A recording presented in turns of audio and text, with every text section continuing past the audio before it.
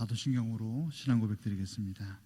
전능하사 천지를 만드신 하나님 아버지를 내가 믿사오며 그 외아들 우리 주 예수 그리스도를 믿사오니 이는 성령으로 잉태하사 동정녀 마리아에게 나시고 본디오 빌라도에게 고난을 받으사 십자가에 못 박혀 죽으시고 장사한 지 사흘 만에 죽은 자 가운데서 다시 살아나시며 하늘에 오르사 전능하신 하나님 우편에 앉아 계시다가 저리로서 산자와 죽은 자를 심판하러 오시리라.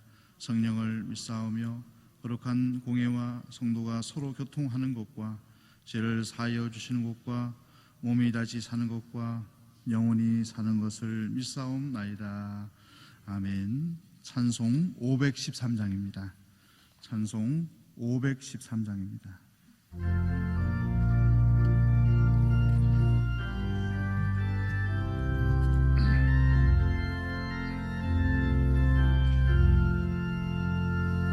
너희 마음에 슬픔이 가득 차도 주가 즐겁게 하시리라.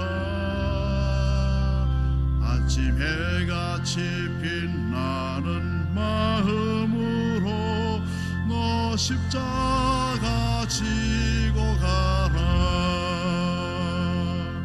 즐거운 마음으로 십자가 지고 가라. 내가 기쁘게 십자가 지고 가며 슬픈 마음이 위로받네. 내를 따라서 주시는 은혜로서 가란 심령에 힘을 얻고 주가 언약한 말씀을 기억하고 너 십자가 지고 가라. 즐거운 마음으로 십자가 지고 가라. 내가 기쁘게 십자가 지고 가며 슬픈 마음이 위로받네. 내가 맡은 일 성실히 행할 때에 주님 앞에서 상 받으리. 주가 베푸신 은혜를 감사하며 너 십자가 지고 가라. 즐거운 마음으로 십자가 지고 가라. 내가 미쁘게 십자가 지고 가며 슬픈 마음이 위로받네. 오늘 새벽에 주신 하나님의 말씀은 시편 54편의 말씀입니다.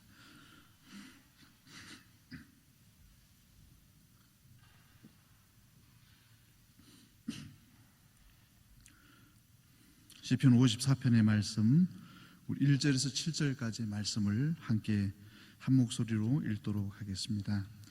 하나님이여, 주의 이름으로 나를 구원하시고 주의 힘으로 나를 판단하소서. 하나님이여, 내 기도를 들으시며 내 입의 말에 귀를 기울이소서. 외인이 일어나 나를 치며 강포한 자가 내 생명을 수색하며 하나님을 자기 앞에 두지 아니하였음이니이다. 하나님은 나의 돕는 자시라. 주께서 내 생명을 붙드는 자와 함께 하시나이다. 주께서 내 원수에게 악으로 갚으시리니 주의 성실하심으로 죄를 멸하소서. 내가 낙한 자로 주께 제사하리이다. 여호와여, 주의 이름에 감사하오리니 주의 이름이 선하심이니이다. 대저 주께서 모든 환난에서 나를 건지시고 내 원수가 보응받는 것을 나로 목독해 하셨나이다. 아멘. 오늘 함께 읽은 시편 54편의 표제를 한번 보시면 무엇이라고 기록이 되어 있습니까? 다윗의 마스기는 교훈이라는 뜻입니다. 인도자를 따라 현악에 맞춘 노래라고 되어 있고 10사람이 사울에게 이르러 말하기를 다윗이 우리가 있는 곳에 숨지 아니하였나이까 하던 때라고 기록되어 있습니다. 다윗은 사울로 인해서 오랜 시간 동안 도망자의 삶을 살아갔습니다. 오늘 본문의 배경도 유대 광야에 있는 아둘람 굴에서 숨어 있는 상황이었습니다. 이때 가장 다윗의 처지는 외롭고 슬픈 처지였습니다. 배고픔과 추위와 고통이 다윗을 휘감았던 그때였습니다. 그런데 다윗은 그곳에서 멀지 않은 그일라 지역의 소식을 듣게 됩니다. 블레셋 사람들이 그일라 사람들에게 쳐들어와서 곡식을 탈취해 간다는 정보를 듣게 됐습니다. 다윗은 10사람과 그일라 사람을 지나칠 수 없었습니다. 같은 동족이었기 때문에 그들을 지나치는 것이 다윗의 입장에서는 가장 좋은 길이었습니다. 그들을 외면하고 아둘람굴에 숨어 있으면은 다윗 사울로부터 안전할 수가 있는 상황이었지만은 자신의 동족들의 어려움을 외면할 수가 없었습니다. 그래서 다윗은 10사람과 그일라 사람들을 돕기로 결정을 하고 하나님께 기도하는 모습을 보게 됩니다. 그것이 사무엘상 23장 2절에 기록되어 있습니다. 다윗이 여호와께 묻자와 이르되 내가 가서 이 블레셋 사람들을 치리이까 여호와께서 다윗에게 이르시되 가서 블레셋 사람을 치고 그일라를 구원하라 하시니. 다윗이 하나님께 사랑받은 이유가 이런 면이었습니다. 자신이 위기에 처함에도 불구하고 자신에게 어려움이 닥쳐올 수 있는 상황임에도 불구하고 자신의 생명을 아끼지 않고 자신의 민족들이 블레셋 사람으로 인해서 고통당하고 있는 모습을 외면치 않고 그들을 돕고자 하는 그 사랑의 마음, 선한 마음을 하나님께서는 다윗을 사랑하신 이유 중에 하나였습니다. 우리의 삶 속에서도 마찬가지입니다. 선한 마음을 가지고 하나님의 백성들을 사랑하고 하나님의 뜻을 이루어 가려고 하게 될 때 하나님은 그 인생의 삶을 외면치 않으시고 그 인생의 삶 속에 하나님의 역사를 이루어 가시는 것입니다. 그는 하나님의 사랑을 가지고 다윗이 블레셋 사람과의 전투를 하게 됐을 때 하나님은 승리를 주셨습니다. 그일라 사람들을 구원하는데 성공하게 되었습니다. 그로 인해서 그일라 사람들이 다윗에게 집도 주고 먹을 음식도 주었습니다. 이제는 조금이라도 편안하게 생활할 수 있는 환경이 되어진 상황이었습니다. 이런 상황 속에서 다윗의 마음속에는 계속적으로 사울왕이 걱정이 됐던 것입니다. 분명히 사울왕이 자신이 있는 곳을 이제 알게 되었을 텐데 자신에게 또다시 추격해오면 어떠한 상황이 되겠느냐 하는 고민 속에서 또다시 사울은 다윗은 무엇을 결정하냐면 하나님께 기도하는 모습을 보게 됩니다.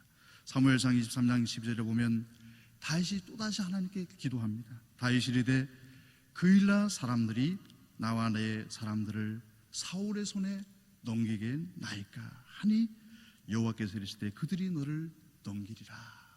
다윗은 모든 상황 속에서 하나님께 기도했습니다. 하나님께 물어보는 삶을 살아갔다는 것입니다. 우리 성도의 삶 속에서도 중요한 것이 있는데 기도하는 삶, 하나님께 물어보는 삶을 살아가는 것은 너무나도 중요합니다. 인생 일대의 위기 속에서 내 힘으로 판단할 수 없는 상황 속에서 하나님의 백성들은 기도해야 됩니다. 하나님, 제가 처한 상황 속에서 가장 합당한 길이 무엇이겠습니까? 기도하는 성도, 하나님은 분명히 응답해 주십니다. 다윗의 삶을 보면 위기에 처할 때마다 하나님께 기도할 때마다 하나님은 다윗에게 가장 합당한 응답을 허락해 줬습니다. 어찌 보면 오늘 본문의 하나님의 응답은 다윗의 삶 속에 다윗의 그 인생 예정 속에서는 가장 충격적인 말이었을 것입니다. 또다시 도망자의 삶을 살아갈 수밖에 없게 되어졌습니다.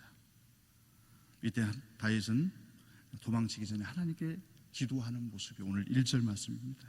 하나님이여 주의 이름으로 나를 구원하시고 주의 힘으로 나를 판단하소서 기도하고 있습니다. 구원이라는 것은 자신의 생명을 지켜달라는 겁니다. 하나님 저의 생명을 지켜주시고 하나님께서 다윗 언약을 체결하셨습니다. 나와 맺으신 그 언약대로 내 생명을 인도하여 주시옵소서라고 다윗은 기도합니다. 또한 주의 이름으로 나를 판단하소서라는 것은 내 중심이, 내 믿음이 흔들리지 않는다면 여호와 하나님께서 나의 인생을 인도해 주옵소서라는 기도를 또다시 아뢰고 있습니다. 다윗의 기도를 통해서 우리의 삶 속에 중요한 또 신앙적인 자세를 배울 수가 있는데, 성도는 기다림이 있어야 됩니다. 하나님께서 우리에게 주신 믿음이 바른 믿음이라면 끝까지 기다려 봐야 되는 것입니다. 악한 마귀는 항상 우리의 마음속에 들려주는 이야기가 있습니다. 주저앉으라는 것입니다. 너는 주저앉고 낙심하라는 것입니다. 악한 마귀는 매일마다 고난이 찾아오고 어려움이 찾아오게 되면은 하나님을 신뢰하지 말라는 것입니다. 하나님을 신뢰하지 말고 그냥 주저앉으라고 얘기를 합니다. 그러한 속삭임에 절대로 속아 넘어가서는 안 되는 것입니다.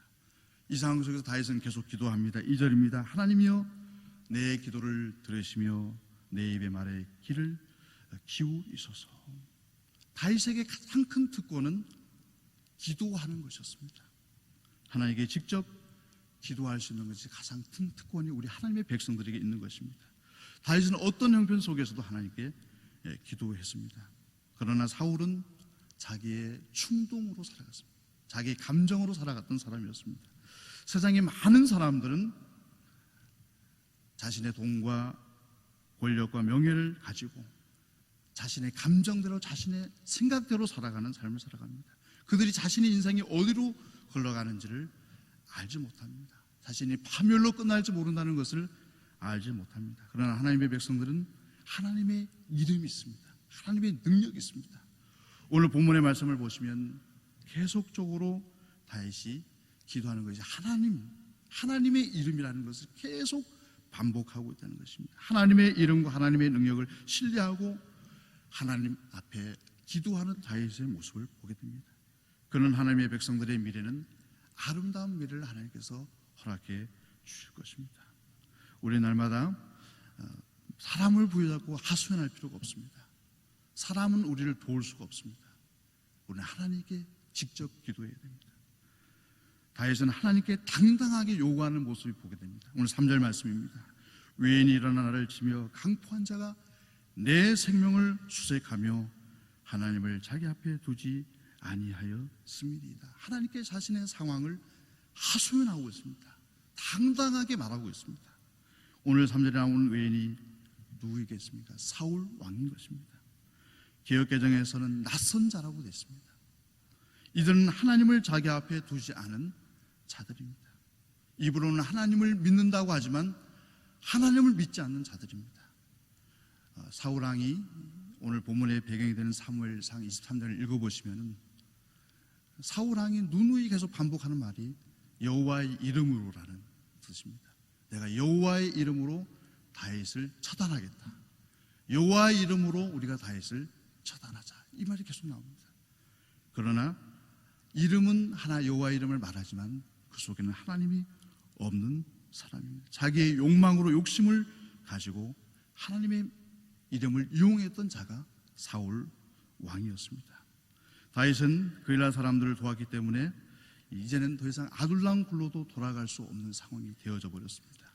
다윗은 피할 곳이 없게 됐었고 다윗의 추격은 사울의 추격은 더 심해지는 상황 속에서 다윗이 놀라운 고백을 합니다. 오늘 4절 말씀입니다. 하나님은 나를 돕는 자시라. 주께서 내 생명을 붙드는 자와 함께 하시나이다. 고백합니다. 오늘 본문 돕는 자라는 것은 원어에 보게 되면 전략가라는 뜻입니다.